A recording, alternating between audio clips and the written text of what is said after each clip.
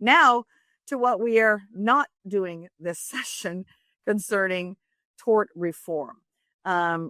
If you haven't paid attention to this, you may want to, because we're paying for it to the tune of $500 million in the last fiscal year.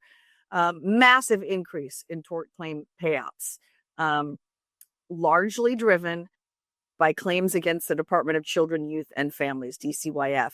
As I explained in the opening, this is the state agency that is responsible for the care of children if there's abuse or neglect, or you have kids in the foster care system, you have vulnerable adults placed in care homes.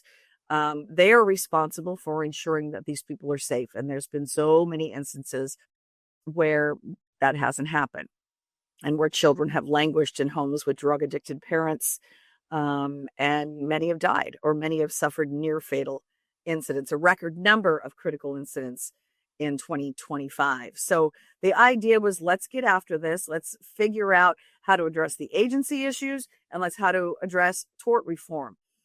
There was bipartisan support for legislation aimed at some of the reforms to rein in these massive payouts as it came off the Senate floor. This was a bill sponsored by Senator Dhingra.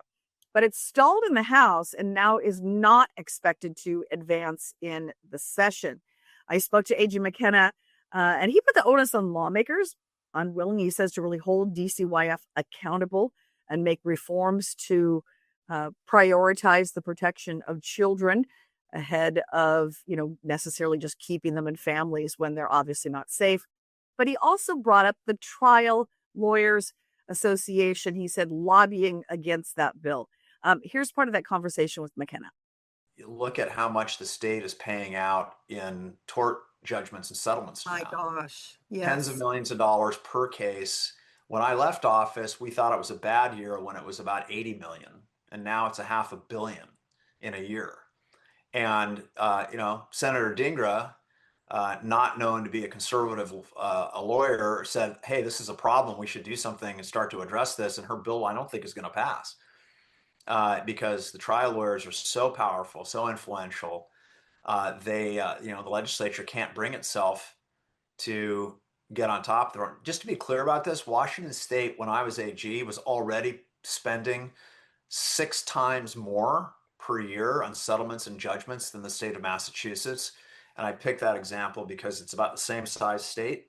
It's also a blue state. When we waived sovereign immunity so that you didn't have to get a bill passed in the legislature to get relief if someone in the state government harmed you, we went beyond that basic principle, and through a series of court decisions, we just kept expanding the frontiers of liability. So now, if you leave a child in foster care, something bad happens, or if you take the child out of foster care, leave them with the parents, something bad happens, the state also gets sued. It's something bad happens, the state pays, the taxpayers pay, just to be clear.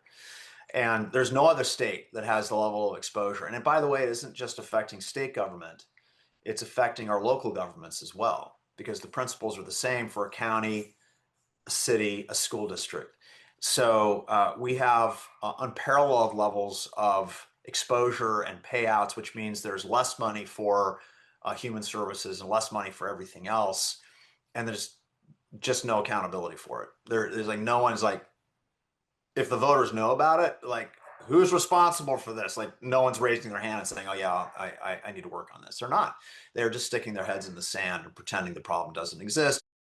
So I did reach out to the group formerly called the Trial Lawyers Association, since AG McKenna, kind of put a lot of the blame on them.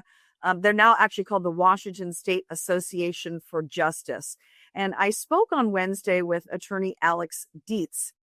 He didn't appreciate the finger being pointed at them for the bill not advancing, and basically told me their objections were from the onset with the bill that was offered by Senator Dhingra.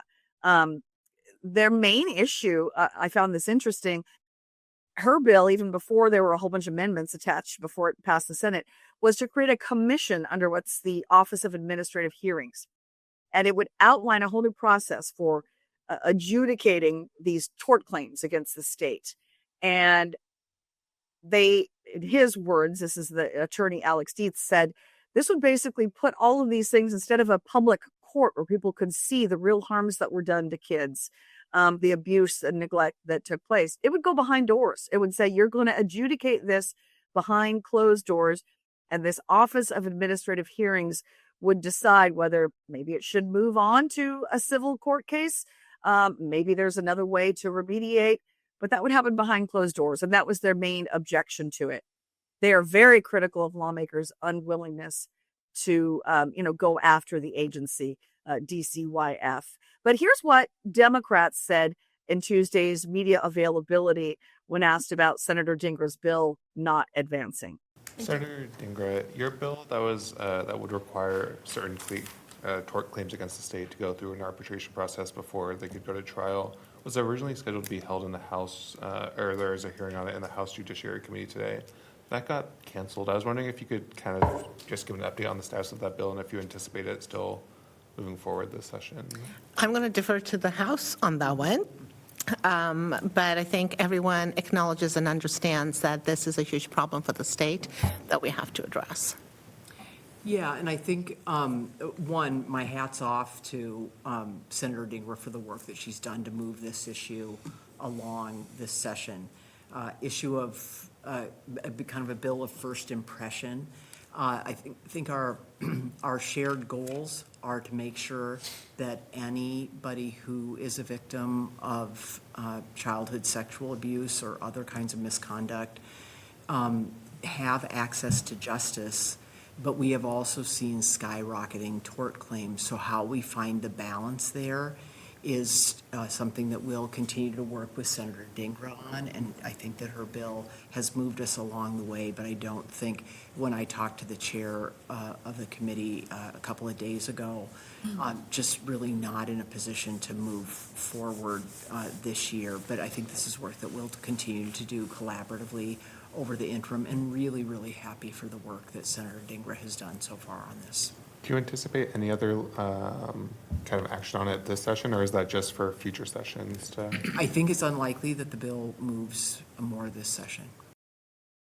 So bottom line, the issue is with children and vulnerable adults, and these cases that DCYF is, in charge of overseeing. You've got even the social workers with DCYF saying, we need help. They want to change the Keeping Families Together Act, which is prioritizing keeping these kids in these homes, even if parents are not capable of taking care of themselves, let alone taking care of vulnerable children. So there's a lot of work there to be done, but it sounds like yet another year is going by without reforming this critical issue that, as I mentioned, cost Washington taxpayers $500 million just last year. So something that's going to have to be addressed. And I know I've spoken with several lawmakers that aren't going to let this issue go away. So that's a wrap on today's episode of Washington in Focus Daily. I appreciate you watching. We'll be back in Olympia on Thursday and Friday for the income tax vote out of an executive session for House Finance. We'll be watching that. We're winding down, just a couple of weeks left in session, and we promise to keep you up to speed with everything that is going on. I appreciate you watching. I'm Carlene Johnson. Have a great day.